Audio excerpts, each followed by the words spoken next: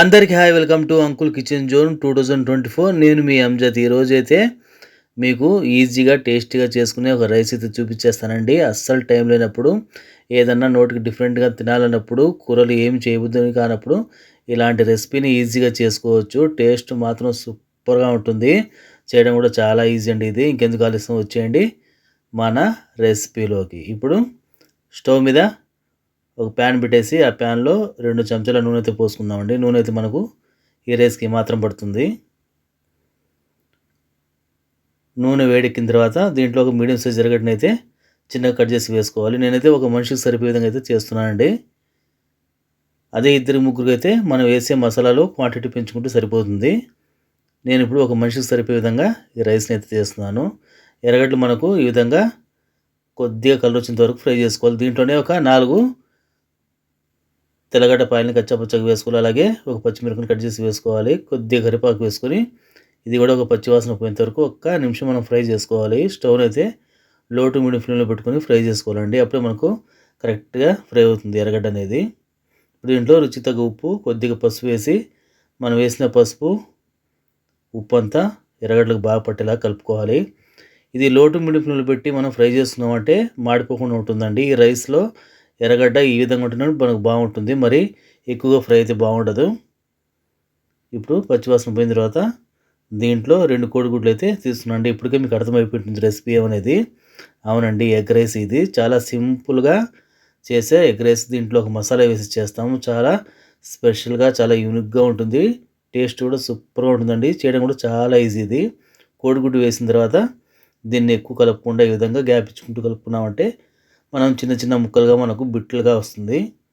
మరి ఎలాంటి వాళ్ళు కలిపేసామంటే కోడిగుడ్డు అనేది మరి పేస్ట్ లాగా అయిపోతుందండి. అలా కాకుండా మనం అన్నంలో తినేటప్పుడు అది మనకు ముక్కలుగా వస్తుంటే టేస్ట్ చాలా బాగుంటుంది. ఇప్పుడు కోడిగుడ్డుని ఈ విధంగా ఒక నిమిషానికి ఒకసారి ఇలా కలుపుకుంటూ ఉండాలి మనం. స్టవ్ అయితే నేను ఇప్పుడు కూడా లో టు మీడియం ఫ్లేమ్లో పెట్టానండి. అప్పుడే మనకు కోడిగుడ్డు అనేది కరెక్ట్గా పర్ఫెక్ట్గా కుక్ అవుతుంది. ఈ విధంగా ముక్కలు అయ్యేంత వరకు కలుపుకోవాలి. కోడిగుడ్డు కూడా మనం బాగా ఫ్రై చేసుకోవాలండి దీంట్లో. ఎందుకంటే రైస్లో వేసిన తర్వాత మనం ఎక్కువసేపు ఫ్రై చేయలేము కదా.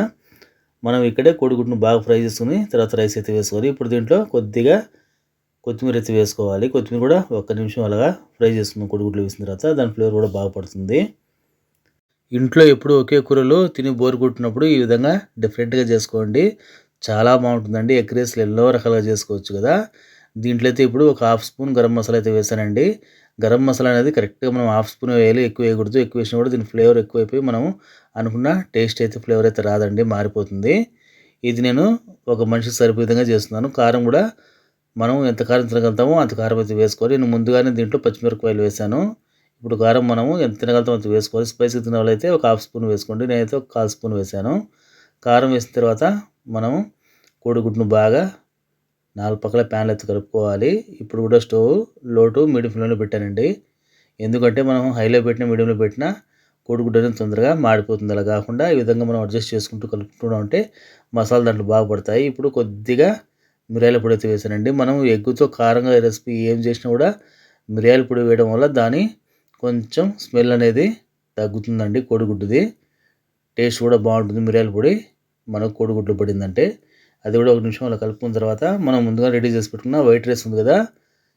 ఈ వైట్ రైస్ని అయితే వేసేసి వైట్ రైస్ మొత్తం మనం వేసిన కోడిగుడ్డు మసాలా బాగా పట్టేలా కలుపుకోవాలి.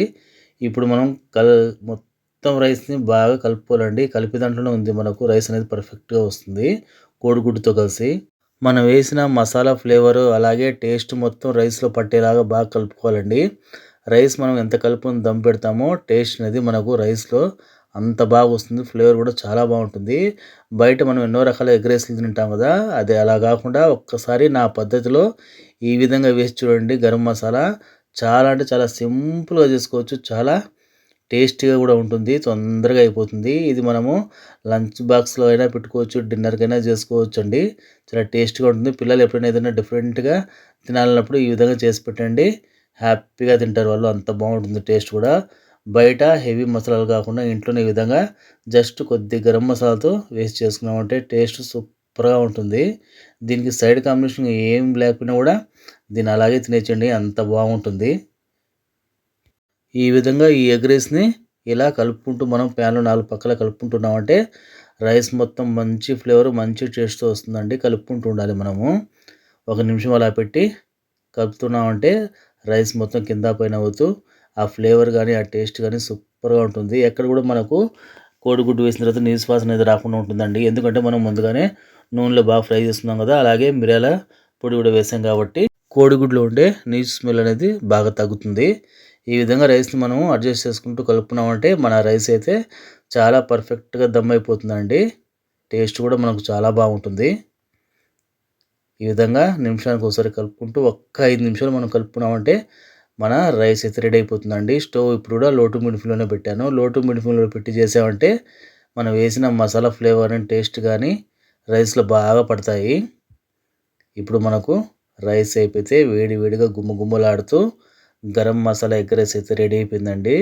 చూడ్డానికి ఎంత యమ్మీగా ఉందో, టేస్ట్ కూడా సూపర్‌గా ఉంటుంది. మన ఎగ్ రైస్ అయితే రెడీ అయిపోయింది. దీన్నైతే ఇప్పుడు ప్లేటింగ్ అయితే చేసేద్దాము. మన ఛానల్‌లో ఎగ్ రైస్ రెసిపీస్ చాలా ఉన్నాయండి.